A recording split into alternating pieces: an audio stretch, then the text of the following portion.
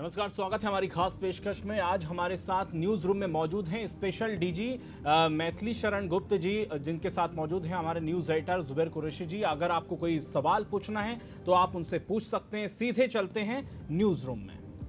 नमस्कार, स्वागत है हमारे खास कार्यक्रम न्यूज़ रूम अनादि में। आज हमारे साथ मौजूद हैं स्पेशल डीजी पुलिस सुधार मध्य प्रदेश मैथिली शरण गुप्ता। मैथिली शरण गुप्ता जी, आपका बहुत बहुत स्वागत है सर हमारा। Thank you. सर के बारे में बता दें सर, 1984 बैच के आईपीएस अधिकारी हैं और सबसे पहले भोपाल में एसपी भी रह चुके हैं। और ख़ास तौर से सर के बारे में बता दूं कि कश्मीर में जो आतंकियों से भी मुठभेड़ कर चुके, तो जाहिर सी बात है कि आतंकियों से मुठभेड़ हो चुकी है तो वीरता पदक भी मिला है सर को, गैलेंट्री मेडल भी मिला है। और ख़ास बात जो ये है कि आज हमारे जो बीच हैं पुलिस स्पेशल डीजी पुलिस सुधार के रूप में मौजूद हैं। तो पुलिस सुधार को लेकर सर ने बहुत काफ़ी काम किया। और ख़ास तौर से आपको एक चीज़ और अहम जानकारी दे दूं कि सर जब डीजी रेल थे तो जो रेल पैसेंजर हैं, रेल यात्री, उनके लिए भी, उनकी सुरक्षा के लिए, उनके सामान की सुरक्षा के लिए भी काफ़ी काम किए और एक ऐसी एप्लीकेशन बनाई थी जिससे रेल यात्रियों को काफ़ी सुविधा मिली। सर आपसे बात ज़रूर करेंगे, लेकिन आपका बहुत बहुत स्वागत के साथ साथ पहले ये जानना चाहता हूँ कि पुलिस सुधार को लेकर जो आप काम कर रहे हैं वो किस तरह से कर रहे हैं। आपने कहा है कि पुलिस कुछ आने वाले सालों में आप जो भारत अपराध मुक्त होगा, आपकी जान की, आपके माल की सुरक्षा आसानी से हो सकेगी। देखिए, एक बहुत ही महत्वपूर्ण विषय है और इसे इस ढंग से देखना पड़ेगा कि आज की हमारी स्थिति क्या है, नंबर 1। दूसरी बात है कि हम कहाँ पहुँचना चाहते हैं और हमारे पहुँचने के तरीके क्या होंगे। सर रोकना चाहूँगा, एक सवाल आ रहा है मेरा। अच्छा, आप कंटिन्यू करिए, कोई सवाल पूछूंगा आपसे बाद में। अच्छा, ठीक है। तो हमको ये मालूम करना बहुत ज़रूरी है कि हम कहाँ हैं। आज हमारी पुलिस कितनी ज़्यादा जो है ओवरबर्डन्ड है। आप ये देखिए कि हमारी पुलिस स्ट्रेस्ड रह रही है, उसको समय पे खाना पीना भी नहीं मिल पाता है, बहुत सारे दबाव में वो जी रही है और बहुत सारी बीमारियों से भी घिर गई है। और अब यदा कदा जो है सुसाइड करने के भी इशूज अपन को देखने को मिलते हैं। दूसरा जो इशू है वो है फरियादी का। फरियादी जो है ना, वो थाने में घूमने नहीं जाता है, वो एक डिस्ट्रेस सिचुएशन में जाता है। क्या वहाँ पहुँचकर उसे थाने में क्या व्यवहार मिल रहा है, क्या उसकी एफआईआर लिखी जा रही है। हमें एक सवाल आया है सर, हमारे साथ रीवा से ही हैं पंडित सचिन, रीवा से आपसे सवाल करना चाह रहा हूँ। जी पंडित सचिन जी, सवाल करिए। हेलो, मैं रीवा से सचिन शर्मा बात कर रहा था। जी शर्मा जी, बताइए। सर आज देखने में आता है कि पुलिस और जनता के बीच लगातार दूरी बढ़ती जा रही है। इस पर सर मध्य प्रदेश पुलिस के मुखिया होने के नाते आपकी क्या रणनीति है? देखिए, मेरा कहना ये है कि अभी हम उसी के बारे में बात कर रहे थे कि जब आप थाने में जाते हैं तो थाने में आपको क्या व्यवहार मिलता है। थाने में एक व्यक्ति जाता है क्योंकि उस समय उसके ऊपर कुछ ऐसी आपत्ति आई हुई है, उसके साथ कोई अपराध घटित हुआ है और उसे एक तत्काल राहत चाहिए। उसे चाहिए कि उसकी बात लिखी जाए, उसका यदि मेडिकल कराना है तो मेडिकल कराया जाए, और जो भी कानूनी कार्रवाई करना है इंक्लूडिंग अपराधी को पकड़ने का, वो सब कार्रवाई होना चाहिए। हाँ हाँ, वहाँ के प्रभारी के खिलाफ ग्रामीणों ने सड़कों पर आंदोलन किया। हाँ हाँ, और उनको दोबारा उसी थाने में थाना प्रभारी बना के पदस्थ किया गया। ओके। तो इस पे अभी तक वरिष्ठ अधिकारियों द्वारा कोई कार्यवाही नहीं की गई। ग्रामीण काफी आक्रोशित है और मीडिया में भी कई बार, सोशल मीडिया में भी काफी खबरें थाना प्रभारी जी के खिलाफ प्रकाशित हुई है। आपको नहीं लगता है कि इस व्यवस्था में एक लाचारों की फौज खड़ी हुई है, जिसमें हर कोई अपने स्तर पे अपने आप को लाचार मान रहा है? हमको ये देखना पड़ता है कि सक्षम कौन है, क्योंकि वो थानेदार लाचार है, बीच वाले सुपरवाइजरी ऑफिसर लाचार हैं, शायद ऊपर वाले भी लाचार हैं। तो इस लाचारी से सक्षमता वाली यात्रा जो है वो करना आवश्यक है और मेरा ये मानना है कि ये टेक्नोलॉजी से ही संभव हो पाएगा। अभी नहीं, मैं आपको अभी थोड़ा आपका ज्ञान बढ़ाता हूँ। देखिए, अभी एक सुप्रीम कोर्ट ने जजमेंट दिया है, बड़ा फेमस जजमेंट है जिसका नाम है Lalita Kumari versus state of Uttar Pradesh, right. उसमें उन्होंने कहा कि यदि आप थाने जाते हैं और थाने में आप कोई भी बात कहते हैं, कोई रिपोर्ट करते हैं और उसके मजनून से यदि ये परिलक्षित होता है कि ये अपराध घटित हुआ है, तो उसे अपराध को पंजीयन करना उस व्यक्ति की कहना चाहिए यह की जो है ये रिस्पॉन्सिबिलिटी है, उसे रिपोर्ट मना करने का अधिकार नहीं है। लेकिन यदि आप ग्राउंड में जाते हैं तो एकदम हकीकत अलग चीज पाते हैं। अब ये यात्रा जो है निर्देशों से नहीं हो सकती है, शायद सुप्रीम कोर्ट के जजमेंट से भी नहीं हो सकती है, ये यात्रा तकनीक से पूरी करना पड़ेगी। क्या आपको आपके अंदाज में थाना आपके पास पहुंच सकता है क्या? जी हां, आपका थाना आप तक आपके अंदाज में पहुंच सकता है थ्रू वर्चुअल रियलिटी, और बीच की बैकग्राउंड इंटेलिजेंस जो है ना ये आइडेंटिफाई करेगी कि क्या अपराध के जनक कारण उसमें आ रहे हैं कि नहीं आ रहे हैं। यदि सभी एट्रीब्यूट्स आ गए हैं तो उसको एफआईआर में कन्वर्ट करके सीसीटीएनएस के माध्यम से इसे भेजा सकता है, और यही किया जाना चाहिए, क्योंकि हम ये इंतजार नहीं कर। एक सवाल और आ रहा है जी, आप अपने कहाँ से बात कर रहे हैं, सवाल पूछिएगा। लेकिन सामने वाले को तो जवाब मिल जाने तो चलिए, हाँ बोलिए जी, बोलिए कौन बोल रहे हैं? जी सर, मैं विकास अग्नोत्री, युवा एकता परिषद जिला संयोजक रीवा। जी अग्नोत्री जी बताइए। जी श्रीमान जी, एक निवेदन ये था सर, अभी हम लोगों ने 3 तारीख को और यहाँ के रीवा जिले में एक थाना गोविंदगढ़ है, गोविंदगढ़ की स्थानीय निवासियों ने थाना प्रभारी को हटाने की मांग की थी। कम से कम 150-200 आम जन जो ग्रामीण निवासी थे वो आईजी ऑफिस जाकर वहाँ आईजी साहब को ज्ञापन सौंपे थे। जी सर, 2 दिन का आश्वासन दिया गया था, लेकिन अभी तक कोई कार्रवाई नहीं की गई। देखिए, मैं आपसे यहाँ बात करने जो आया हूँ वो किसी इंसिडेंस विशेष के बारे में बात नहीं करूँगा। हम आपसे एक जनरल बात करना चाह रहे हैं, और यदि वो जनरल बात में वो सब चीज़ें हो जाना चाहिए जिससे आपको एक किसी घटना विशेष को लेके फ़ोन ना करना पड़े, बल्कि आपको एक गारंटेड व्यवस्था मिलना चाहिए। मैं आपको ये बताना चाहता हूँ कि एज ए डीजी पुलिस सुधार के बतौर हम एक ऐसी सशक्त व्यवस्था जो है ना लाने की लगभग कगार पे खड़े हुए हैं। आप ईश्वर से प्रार्थना करिए कि ऐसा हो। अभी मैं ये बता रहा था कि जो वर्चुअल टेलीफोनी वर्चुअल रियलिटी के तहत आपका थाना आपके पास पहुंच जाएगा, और आप जो कहेंगे उसके आधार पर यदि अपराध बनता है तो वो सीधे सीसीटीएनएस के माध्यम से अपराध की एफआईआर बन के आपको कॉपी भी मिल जाएगी। यहाँ तो ये हो गई आपकी मदद।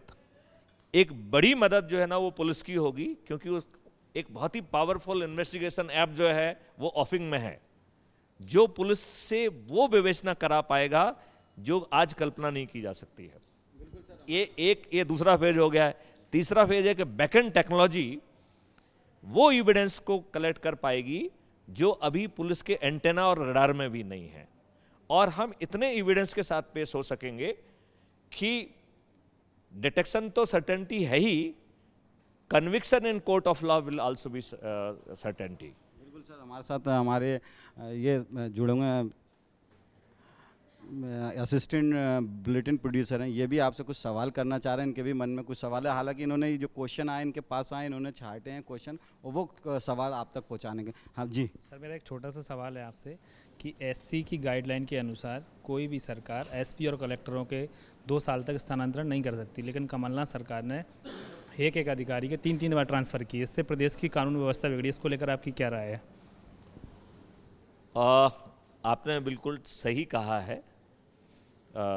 एक होता है सुप्रीम कोर्ट ने क्या कहा और सुप्रीम कोर्ट का क्या जजमेंट है, दूसरा होता है कि ग्राउंड की हकीकत क्या है। ठीक है ना, ये दोनों ही अपने आप में निर्विवाद रूप से सही हैं। ठीक है ना, इसको किसी भी तरीके से जस्टिफाई किया जाना मुश्किल है। मैं अपनी सीमाओं में रहते हुए इस बिंदु पे जो है ना कोई कमेंट नहीं कर सकता हूँ। ठीक है, लेकिन यस, मेरे ख्याल ये है कि सुप्रीम कोर्ट का जो जजमेंट है उसका पालन होना चाहिए, और इसमें सभी लोगों को उसमें भूमिका निभाना चाहिए। सर, हमारे साथ अंजलि चंदेल भी मौजूद हैं। अंजलि कम यार, अंजलि के भी मन में कुछ आपसे सवाल को, जब आपका आने का हुआ था तो उनके भी मन में कुछ सवाल आए थे कि मेरे को भी कुछ सवाल करना था। अंजलि कम यार, क्या सवाल का है आपका, पूछ सकते हैं। सर जैसे कई बार ऐसा होता है कि बहुत से लोग अपनी शिकायत लेके थाने पहुंचते हैं, लेकिन उनको वहां पर ट्रीटमेंट सही से नहीं मिल पाता। जैसे अगर वो हम कहते हैं कि रेप की घटना है या कोई चोरी की वारदात हो जाती है, तो वो कहते हैं छोटी मोटी घटना है, इस चीज़ को लेकर आप अभी रुक जाइए, हम पहले बड़े केसेस हैंडल कर ले ये वो। तो सर उस स्थिति में क्या करना चाहिए, क्योंकि आप पुलिस अधिकारी से इस तरीके से बात नहीं कर सकते, क्योंकि वो सामान्य लोग होते हैं, वो इतना नहीं कह पाते कि हमें क्या उनके राइट्स क्या है, वो नहीं कह पाते। तो उस स्थिति में क्या करना चाहिए लोगों को? मैं पहले उसको दो भागों में बांट देते हैं, पहला हिस्सा दूसरा हिस्सा। पहला हिस्सा ये है कि हमारी मंशा अपराध को नियंत्रण करने की नहीं है, आंकड़ों को नियंत्रण करने की है। तो हमारी प्राथमिक, हम आंकड़ों को कैसे नियंत्रण करेंगे? यदि हम आपकी एफआईआर न लिखें, आपको भगा दें, तो फिर आंकड़े अपने आप नियंत्रित हो जाएंगे। दूसरा सवाल यह है कि मुझे क्या करना चाहिए, ठीक है ना। मेरे ख्याल से इसका सवाल आगे जाके एक आज के हालात में क्या कर सकते हैं, भविष्य में क्या हो सकता है, दोनों कह देते हैं। आज के हालात में ये है कि आपको वरिष्ठ स्तर पे जाना पड़ेगा और उनसे मदद लेना होगी कि साहब आपके भी अधिकार क्षेत्र में आप डायरेक्शन दीजिए, इसमें कार्रवाई हो।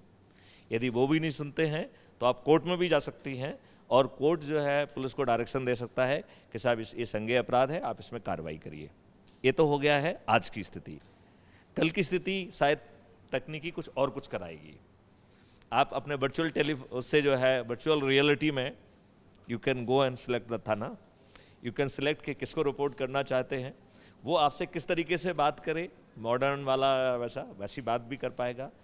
बैकएंड इंटेलिजेंस ये निकालेगी कि किन किन जो है ना धाराओं का और किस एक्ट के जो है ना अपराध हो रहे हैं, वो उसको एफआईआर में कन्वर्ट करके सीसीटीएनएस के माध्यम से सीधे थानेदार के डेस्क पे वो खबर पहुंचेगी। शायद थानेदार को या तो कारण लिखना पड़ेगा कि वो क्यों एफआईआर दर्ज नहीं कर रहा है, नहीं तो वो उसको अपना आधार नंबर डाल के वो अपने आप जो है ना एफआईआर में कन्वर्ट हो जाएगी। जैसे वो एफआईआर में कन्वर्ट होगी, इसका एक लिंक जो है वो थानेदार के मोबाइल पे पहुंचेगा और उसका एक इन्वेस्टिगेशन ऐप जो है ना खुल जाएगा, जिसमें इतनी ज़्यादा ताकत डाली जा रही है कि शायद एक बहुत ही अव्वल दर्जे की क्वालिटी की विवेचना आने वाली पुलिस कर पाएगी। ये तो हो गया है सामने काम। उसके पीछे एक बहुत बड़ी ताकत जो है ना काम करेगी और वो उन सब एविडेंसेस को निकाल के भी सामने लाएगी जो शायद पुलिस के या उस थाना प्रभारी के रडार और एंटेना के बाहर के हैं। और इतनी बड़ी संख्या में साक्ष्य एकत्रित होंगे कि हमें एक तो ये निर्णय लेना पड़ेगा कि हम सभी साक्ष्यों को कोर्ट में नहीं भेज सकते हैं, क्योंकि यदि हम सभी साक्ष्यों को भेज देंगे तो कोर्ट में उसका निराकरण करने में बहुत समय लगेगा। तो सिस्टम छांटेगा कि हमें ये हमारे पास 100 जो है ना एविडेंस है, इसमें से 5 या 7 पर्याप्त होंगे। उसी में नीचे लिखा रहेगा कि माननीय जज महोदय, यदि आप इनसे संतुष्ट नहीं होते तो एक बटन दबाइए, हम दूसरे भी भेज देंगे। तो आने वाले समय में डिटेक्शन एक सर्टेनिटी होगी और कोर्ट में कन्विक्शन भी सर्टेनिटी होगी, और फिर हम एक यात्रा और आगे चलेंगे जिसमें कि हम प्रेडिक्टिव एनालिटिक्स को यूज करके ये जो विभिन्न क्रिमिनल्स हैं इनका नेक्स्ट मूव क्या होने वाला है, संभवतः हमारी पुलिस वहाँ अवतरित होकर उन अपराधों को रोक पाएगी। बिल्कुल सर। पारुल हमारे साथ हैं, Parul Keshwani, input output head हैं ये हमारे साथ। ये इनके भी मन में आपके लिए सवाल है और एंकर भी हैं, अपन न्यूज़ एंकर भी हैं, तो कुछ सब पारुल आपके मन में सवाल। सर सबसे पहले तो बहुत स्वागत आपका नादी टीवी के इस न्यूज़ रूम में। सर मेरा सवाल ये है आपसे कि पर्सनली आप किस तरह से पुलिस रिफॉर्म्स को देखते हैं, क्या कुछ सुधार होना चाहिए? सारी घटनाएं आपने देखी होंगी, क्या कुछ कम ज़्यादा है वो देखा होगा, प्लस माइनस आपको सब पता होगा, तो आप अपने स्तर पर व्यक्तिगत तौर पर किस तरह से देखते हैं कि क्या कुछ होना चाहिए, और जो नहीं हो सकता वो भी मैं चाहूँगी आप साझा करें। देखिए, मेरा ये बड़ा जोर से मानना है कि नहीं वाला तो कोई इम्पॉसिबल नाम का शब्द तो एग्जिस्ट नहीं करता है, सब कुछ संभव है, नंबर 1। नंबर 2, वर्तमान व्यवस्था बहुत लूली लंगड़ी है, इसको सुधार की और आमूलचूल परिवर्तन की आवश्यकता है, राइट। अच्छी बात यह है कि आज हम टेक्नोलॉजी के उस पड़ाव पे पहुंच चुके हैं कि ये सब कुछ जो पहले नामुमकिन था आज की डेट में वो मुमकिन है। अब तीसरा सवाल उठता है कि यदि ये मुमकिन है तो देरी किस बात की है? संभवतः जो डिसीजन मेकर्स हैं उन्हें एक कॉल लेना पड़ेगा कि यदि ये संभव है तो व्हाई नॉट टुडे। यदि ईश्वर ने चाहा तो 1 साल में वो ढांचा स्थापित हो सकेगा जिसके तहत एक बहुत ही प्रभावी अपराध मुक्त भारत की जो है ना संकल्पना साकार रूप लेते हुए दिखेगी। और ये ढांचा इतना मजबूत होगा कि ये हर 3 महीने में या 1 महीने में हम चाहें तो हर दिन अपने आप को बलशाली बनाएगा। इसमें जो एक डीप लर्निंग का न्यूरल नेटवर्क है जो हर नई चीज़ से कुछ ना कुछ सीख के अपनी ताकत बढ़ाता है, तो इसे बाहर की ताकत की ज़रूरत नहीं होगी, बल्कि एक ऐसा सिस्टम होगा जिसमें अंदर जाने का कोई दरवाज़ा नहीं है। इससे गेटलेस, इसमें इसका ना कोई पासवर्ड है, ना इसके अंदर से कोई चीज़ बाहर निकाली जा सकती है, ठीक है ना। अपने आप को ये शक्तिशाली कर सकता है, इसका वर्षन बढ़ सकता है। ये जनता की ताकत, पुलिस की ताकत, जहाँ जिसकी भी ताकत है उन सब ताकतों का उपयोग करता है। ये बेसिकली 3 ताकतों का उपयोग करता है। एक पुलिस का बेसिक इन्वेस्टिगेटिव पावर है। एक मिनट, इसका जवाब दें। बेसिक जो पुलिस का इन्वेस्टिगेटिव पावर है दैट इज 91 CRPC, जिसके तहत वो साक्ष्य के लिए आवश्यक चीज़ किसी से भी रिक्विजिशन कर सकते हैं और वो जानकारी देने के लिए संबंधित बाध्य है। यदि वो जानकारी नहीं देता है तो उसे कानून के तहत उसे प्रोसिक्यूट किया जा सकता है। तो एक तो इस शक्ति का यूज करता है। दूसरा, इसमें वो ताकत है कि सबको जोड़ने की ताकत है। तो जितने भी लोग हैं, जितने भी स्टेक होल्डर्स हैं, उनको किसी न किसी तरीके से, या ऑब्जर्वर हो सकता है, वॉलंटियर्स हो सकता है, या स्टेक होल्डर होगा, हर व्यक्ति का किसी न किसी तरीके से अपनी खुद की सुरक्षा में कम से कम स्टेक है। इसका मतलब है कि इस देश की पूरी 130 करोड़ जनता स्टेक होल्डर तो निश्चित तौर पे है, वो ऑब्जर्वर हो चाहे ना हो, वॉलंटियर हो चाहे ना हो। इनको जोड़ने के लिए कुछ ऐप बनाए गए हैं, ढेर सारे, मतलब thousands of apps are there. ये सब बाहर एक इंटीग्रेटेड फॉर्म में एक ऐप दिखेगा, लेकिन बैकएंड पे जो है ना हजारों ऐप होंगे। ये जो है आपको आपके आसपास की इंफॉर्मेशन परोसेंगे और आपसे आपके कुछ बटन दबेंगे और उस बटन पे ये मालूम नहीं उन अपराधियों को पकड़ पाएंगे जिन्होंने सैकड़ों अपराध किए हैं। और आपको बटन दबाने के लिए ये प्रमोशन वाउचर भी देंगे, hey you have done good job, 5000 rupees cash reward, and this will be a transferable voucher. तो यदि आप उसको आप अपने बॉयफ्रेंड, अपने पेरेंट्स या किसी को देना चाहते हैं, you can just transfer it like that. तो इसमें मोटिवेशन का भी ध्यान रखा गया है। तो अब यदि अपन इसको फिर से रिकैप्चुलेट करें तो इसमें कानून की शक्ति का यूज़ किया गया है, 91 CRPC का। इसमें पूरी जनता का, पूरी कम्युनिटीज़ का यूज़ किया गया है, हर तरीके, all stakeholders have been involve. And इसमें टेक्नोलॉजी का यूज़ किया गया है। ये उन तमाम करोड़ों संभावनाओं पे एक साथ विचार कर सकता है जो ह्यूमन माइंड में यदि आप काम करेंगे तो शायद साल भर लग जाएगा, फिर भी आप थक जाएंगे, आप नहीं कर पाएंगे। वो काम कुछ सेकंडों में भी कंप्लीट कर सकता है। So it is using the neural networks deep learning में। और वो जो है जैसे जैसे आगे बढ़ेगा उसे बाहर से कोई प्रशिक्षण लेने की जरूरत नहीं, it is unsupervised, it can work and learn for it self and it will be going for the next level. And आपको वो इंडिकेट भी करेगा कि अब हमारी शक्ति 70% पे चल रही है, 80% पे चल रही है, इस तरीके का। तो इन तीनों चीज़ों को मिलके जो है ना ये ढांचा बनना पड़ेगा। अब चूंकि ये ढांचा कहीं ना कहीं बैठना होगा, किसी न किसी को जो है ना इसको करना होगा। इसको मैंने अपने आप से क्वेश्चन पूछा, हु विल डू इट? तो मेरे जहन में जो जवाब आया वो पहला जवाब था आर्टिकल 21 राइट टू लाइफ के तहत यह काम जुडिशरी का होना चाहिए, ठीक है ना। क्योंकि यदि आप सेफ एंड सिक्योर एनवायरनमेंट में नहीं हैं तो आपकी क्वालिटी ऑफ लाइफ दयनीय होगी, ठीक है ना। यदि आप अपने घर में अपने आप को सुरक्षित महसूस नहीं कर रहे हैं, यदि आप बाहर निकल रहे हैं आप सुरक्षित महसूस नहीं कर रहे हैं, तो आपकी दयनीय स्थिति होगी, राइट। तो आर्टिकल 21 के तहत जो है इसे क्वालिटी ऑफ लाइफ का इंटीग्रल पार्ट मानते हुए इसे जुडिशरी के द्वारा इन्फोर्स किया जाना चाहिए as a fundamental right of the citizen. ये किसी थाना प्रभारी के, किसी SP या किसी की भी जो है ना इच्छा उस पर नहीं होना चाहिए। जब सुप्रीम कोर्ट ने कहा है कि यदि जो है जो बात आप कह रहे हैं उसके मजनून से यदि अपराध बनता है तो अपराध पंजीयन करना पुलिस की जिम्मेवारी है, वो उसको ना रजिस्टर करने का उसे कोई हक नहीं है, राइट।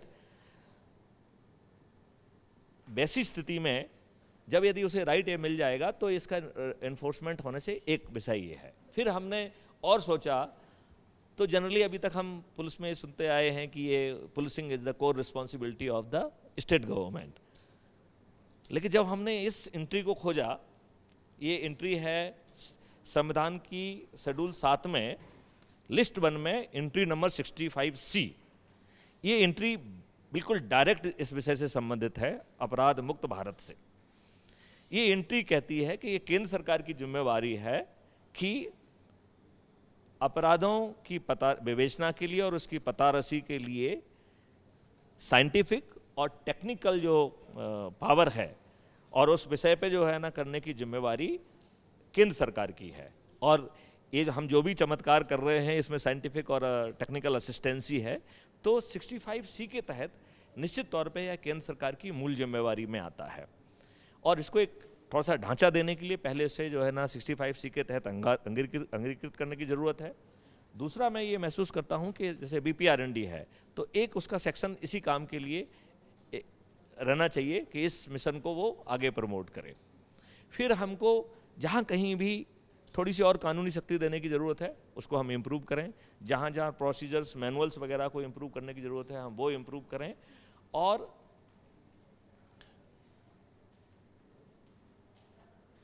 हम पुलिस को उसका भार घटाते हुए उसको सक्षम बनाएं, ठीक है ना।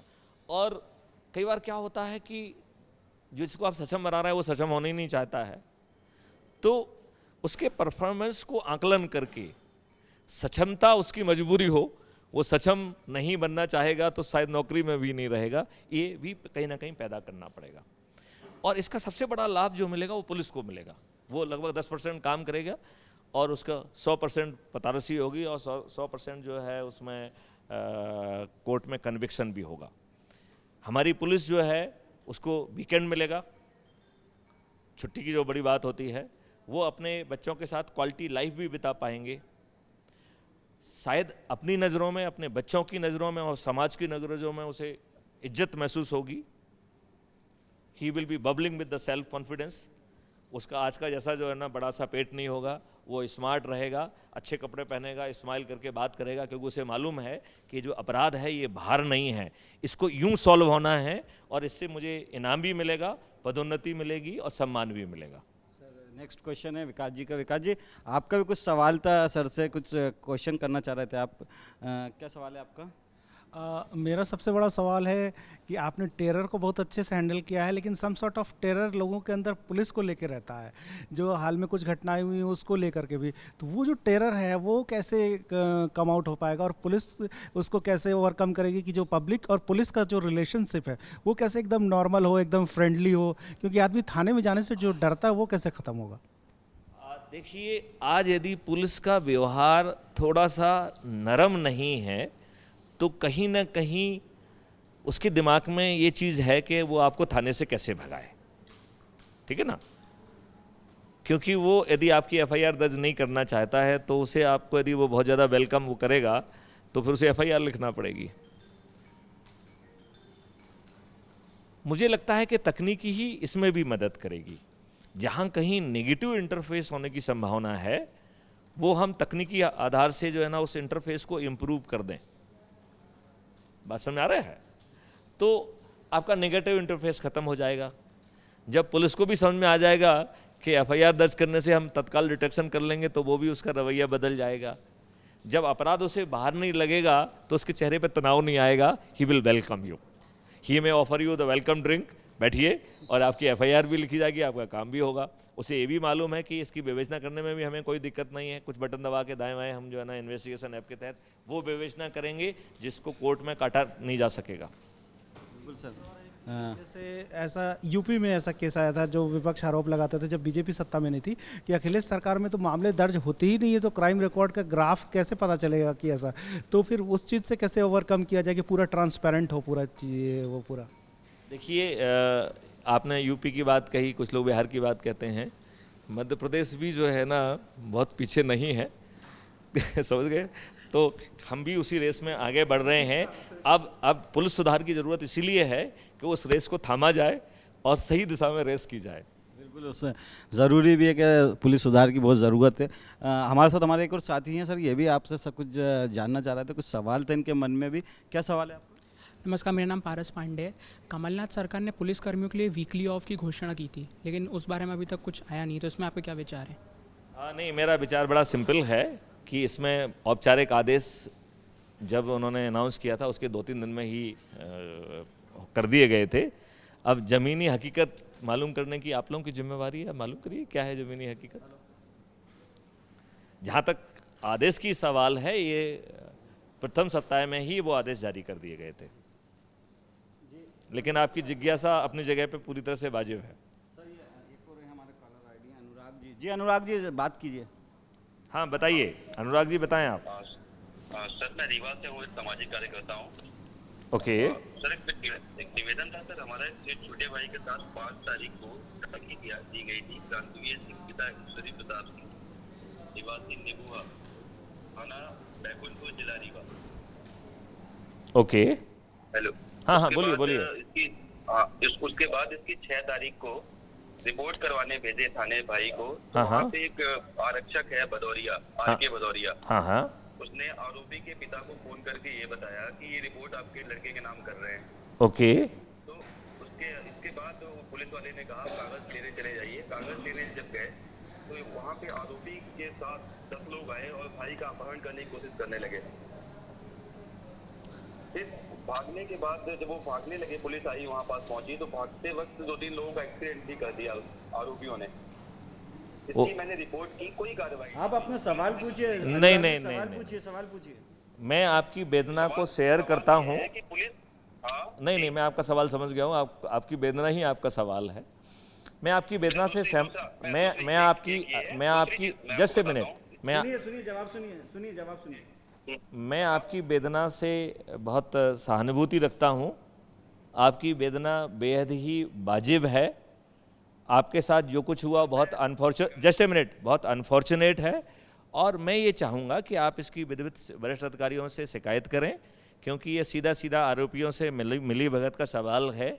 यदि जिनकी आपको रक्षा करना है और यदि हम आरोपी से मिलेंगे तो ज़मीनी हकीकत बहुत ही बेहावह हो जाएगी, और फिर जो है मदद के लिए वो आदमी कहाँ जाए। यदि पुलिस ही जो है ना आरोपी से मिलके और ये सब कराएगी तो ये बहुत ही अत्यंत ही मतलब खराब स्थिति है। मैं आईजी रीवा से कहूँगा कि वो तत्काल इसमें जांच कराएं, और इसके पहले कि हालात बिगड़ें सख्त से सख्त इसमें कार्रवाई की जाए और आपको राहत पहुंचाई जाए। इस तरह की जो घटनाएं, इस तरह की लगातार शिकायतें आती रहती हैं। आप चूँकि आपके पास भी पहुंचती होंगी शिकायतें, डीजी साहब के पास भी पहुंचती हैं, एसपी के, लेकिन इन शिकायतों को किसी तरह से गंभीरता नहीं ली जाता। खासतौर से अगर हम बात करें कि अगर पुलिस कर्मचारी की या पुलिस अधिकारी के खिलाफ शिकायत होती है तो उसकी जाँच का जिम्मा भी पुलिस अधिकारी और पुलिस कर्मचारी को दिया जाता है। तो पॉसिबल है कि अगर हम एक ही विभाग में रहते हुए एक ही के साथ कैसे जांच कर सकते हो, तो क्या इसमें एक पारदर्शिता रहती है, ट्रांसपेरेंसी रहती है, और किस तरह से इंसाफ की उम्मीद कर सकते हैं कि अगर मेरा कलीग मेरी जांच करेगा तो क्या इस जांच पर क्या कहेंगे आप? वर्तमान व्यवस्था में न्याय की उम्मीद करना थोड़ा सा मुश्किल है। मैं अपने साथी एडिशनल डीजी शिकायत से चर्चा कर रहा था। मैंने कहा आपके कितने % की शिकायतें सिद्ध पाई जाती हैं? बोले साहब बहुत कम पाई जाती हैं। तो मैंने उनसे पूछा कि क्या कोई शिकायतकर्ता आपसे सर्टिफिकेट लेने के लिए आता है कि मैंने झूठी शिकायत की है? यदि हम मान भी लें कि पुलिस के काम से हर कोई संतुष्ट नहीं होता है, वो चाहता है कि सामने वाले को फांसी पर चढ़ा दिया जाए, और पुलिस तो एक नियम संगत ही कार्रवाई करेगी, ठीक है ना। वो उसको पुलिस से ये भी शिकायत होती है कि साहब आपने अरेस्ट तो कर लिया है, इसको जमानत कैसे मिल गई? अरे भाई, जमानत देने का काम न्यायालय का है। तो अपेक्षाओं के कारण जो शिकायतें होती हैं वो समझ में आती हैं, राइट। लेकिन जो कार्रवाई नहीं हुई है, या इस तरीके की, जैसे अभी इसमें बताया गया है कि साहब पुलिस वाला ही आरोपी से मिला हुआ है, आरोपी को फ़ोन कर लेता है, और आरोपी का इतना साहस होता है कि वो जाके किडनैपिंग की बात करता है और पुलिस के सामने सब कुछ कार्रवाई करता है। तो ये तो बहुत ही मतलब संकट की स्थिति है। यदि जो है ना इस तरीके से बदमाशों और पुलिस का यदि मेलजोल हो जाएगा तो ज़मीन में जनता का रहना मुश्किल हो जाएगा। मेरा सवाल जो है आपसे, मेरा सवाल सिंपल सा सीधा सा है।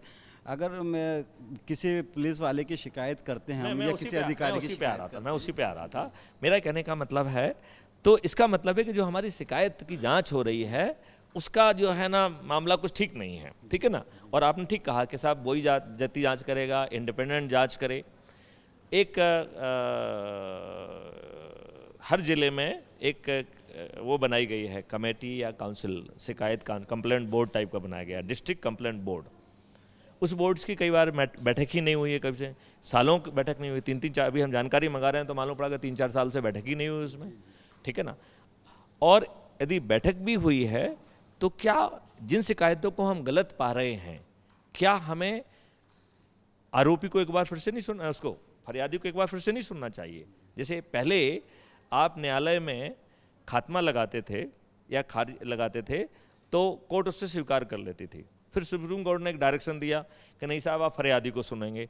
तो ऐसे ही शिकायत को नस्ती के पहले उसको सुनाइए कि साहब ये शिकायत जांच में ये पाया गया है, क्या आप इससे संतुष्ट हैं या आप कुछ कहना चाहते हैं? यदि सामने शिकायतकर्ता को ये लगेगा कि यदि फरियादी को बुला के ये चीज़ पूछी जाएगी तो संभवतः वो अपने मन से बड़ा चढ़ा के देना पाएगा, जैसे अल्फाज का उपयोग नहीं करेगा, और उससे जो एक फरियादी को भी सुकून मिलेगा। अब सवाल ये है कि हम वो सुकून देना चाहते हैं कि नहीं देना चाहते हैं। मेरा कहने का मतलब है कि वरिष्ठ स्तर पर हम लोगों का ये फ़र्ज़ है कि हम पुलिस को और जो है ना लोगों को वो सुकून दें। और हम अपनी जो जांच की प्रणाली है, मैं अपने एडिशनल डीजी शिकायत से इस बारे में बात भी करूंगा, और मैं चाहूँगा कि वो ऐसा कोई सिस्टम ईजाद करें जिससे कि जो शिकायत में ये पाया जाता है कि वो गलत है, उसको फाइल करने के पहले उस फरियादी को भी सुनाया जाए कि भाई ये जांच में ये आया है, आपको क्या कहना है। इससे जो गलत जांच करना या जांच को जो है ना सतही तौर पे वो कर देना, वो जो है ना हो जाएगी। कई बार आपने देखा होगा कि जिसके खिलाफ शिकायत है उसी के पास जांच करने के लिए पहुंच जाती है। कम से कम ऐसी स्थितियां तो निर्मित नहीं होगी, फरियादी कहेगा साहब इन्हीं के खिलाफ तो शिकायत है, ये जाँच कर रहे हैं, ये क्या है। मेरा सुझाव भी है सर कि इसको आप अपने रिफॉर्म्स जो आप कर रहे हैं पुलिस रिफॉर्म में, पुलिस सुधार में, इसको ज़रूर याद से रखें कि अगर किसी पुलिस कर्मचारी की या किसी अधिकारी की शिकायत होती है तो उसकी जो जांच हो वही उसका डिपार्टमेंट से ना कराते हुए अलग दूसरी एजेंसी से जांच कराई जाए या दूसरे अधिकारी से। व्यवस्था में शिकायतों के अवसर ही खत्म हो जाएंगे। हमारा ना शिकायत डिस्ट्रिक्ट बोर्ड होगा क्योंकि इसकी ज़रूरत नहीं होगी, ना पुलिसकर्मी के खिलाफ शिकायत होगी क्योंकि पुलिसकर्मी के खिलाफ शिकायत करने के पहले ही हम वो बहुत सारी चीज़ें आकलन कर ले जाएंगे कि पुलिसकर्मी ऐसा काम ही नहीं करेगा कि शिकायत के अवसर पैदा हो। बिल्कुल सर, उम्मीद भी यही है कि इस तरह का भारतवर्ष बने, इस तरह की इंडिया बने, क्राइम फ्री हिंदुस्तान की जो आपने कल्पना की है या पूरा हिंदुस्तान देखता है वो अपना साकार हो। राकेश सिंह चौहान है हमारे साथ, काफ़ी अच्छे एडिटर हैं, इनका कुछ सवाल है। सर मेरा एक छोटा सवाल है, पुलिस सुधार के लिए केंद्र और राज्य दोनों सरकारों से हर साल करोड़ों रुपए का बजट आवंटन होता है, उसके बाद भी छोटे कर्मचारी जिन्हें सुविधा नहीं मिल पाती, क्या कारण है?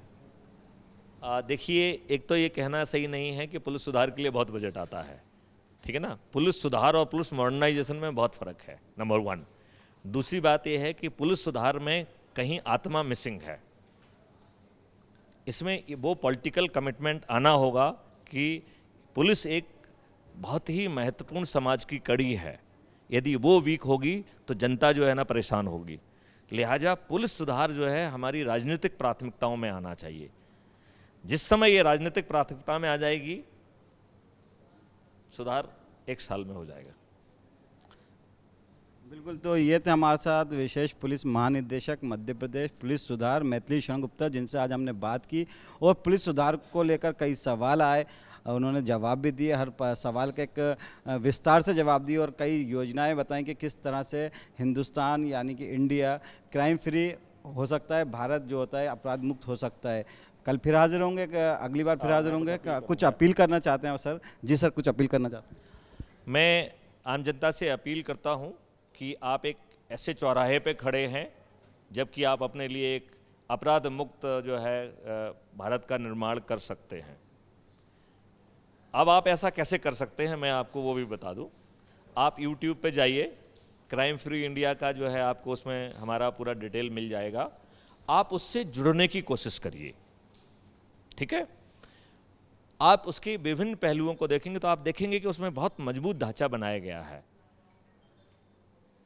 आप उसके लिए रेजोनेंस करिए कि हमें आपको वो चीज़ आपके हक के तहत मिलना चाहिए, आपको एज ए फंडामेंटल राइट मिलना चाहिए। आप आवाज़ उठाइए कि वो केंद्र शासन भी 65C के तहत संविधान की जो शेड्यूल 7 है उसके तहत वो आपको दें, और एंट्री टू जो राज्य सरकार की लिस्ट है शेड्यूल 7 की, उसके तहत आपको दें। और उसमें बहुत सारी ऐसी चीज़ें मिलेंगी जिससे आप जुड़ सकते हैं। मैं चाहूँगा कि आपकी जो भी सामर्थ्य है उस सामर्थ्य के हिसाब से उसमें जुड़िए। उसमें एक पर्टिकुलर चीज़ इसी तरीके से है कि how you can become the part of this mission. उसमें कुछ हमने शर्तें भी रखी हैं कि इसमें लाभ तो सभी को मिलेगा, पूरे 130 करोड़ लोगों को, लेकिन जुड़ने के लिए कुछ आयरताएँ रखी हैं। उसमें पहली आयरता ये है कि आपका पेट भरा होना चाहिए। इस मिशन में कुछ काम करके आपका जो है उससे लाभ की कुछ अपेक्षा नहीं होना चाहिए, नंबर 1। नंबर 2 उसमें है कि आप मैस्लो हायरार्की के नीड के हिसाब से 4th और 5th कदम उसमें चरण में होना चाहिए। आप सेल्फ एक्चुअलाइजेशन मोड में होना चाहिए और आपकी ये अंदर की दिली इच्छा होना चाहिए कि मुझे जो है समाज के लिए, देश के लिए इसमें भूमिका निभाना है। केवल इतनी ही कंडीशन है। यदि आप ऐसा करते हैं तो फिर आप MOU कर सकते हैं। यदि आप किसी इंडस्ट्री को रिप्रेजेंट कर रहे हैं तो आप उन टेक्निकल रिसोर्सेज को प्रदान कर सकते हैं जो हमारे बच्चों का मार्गदर्शन करेंगे। और अदरवाइज आल्सो जहां आपका निस है, यदि आप किसी कंपनी को रिप्रेजेंट कर रहे हैं तो आपको भी ब्रांडिंग की ज़रूरत होती है। तो जो हमारे प्रमोशनल बाउचर्स हैं, आप अपना कुछ एक फंड जो है वो प्रमोशनल बाउचर के लिए ईयरमार्क कर सकते हैं, जिससे जो वॉलंटियर थोड़ी सी हमको जानकारी देते हैं और जिसके कारण हम सैकड़ों की संख्या में ऑफेंसेस डिटेक्ट करेंगे, उनको हम इंसेंटिव मनी भी दें। समय आ गया है कि आप अपराध मुक्त भारत अपने अधिकार के तहत इसका मांग करें और उसका हिस्सा बने। आप अपने लिए और अपने आने वाले जनरेशन के लिए, अपने बच्चों के लिए अपराध मुक्त भारत की सौगात हासिल करें। बिल्कुल, अपराध मुक्त सौगात की कल्पना और जो उसका सपना है वो अकेले पुलिस के लिए से की कोशिशों से नहीं हो सकता, किसी एक की कोशिशों से नहीं हो सकता। उसके लिए सबको एकजुट होना पड़ेगा और सबको सहयोग देना होगा। आप हमारे साथ जुड़ा, आपका बहुत बहुत शुक्रिया सर। फिर हाजिर होंगे अनादि न्यूज़ लाइव में किसी नए मेहमान के साथ। स्पेशल डीजी मध्य प्रदेश मैथिली शरण गुप्त, जिन्होंने आपके सवालों का जवाब दिया और ये भी बताया कि पुलिस और जनता के बीच जो दूरी है वो कैसे दूर हो सकती है, इसके लिए आपको भी आगे आना पड़ेगा।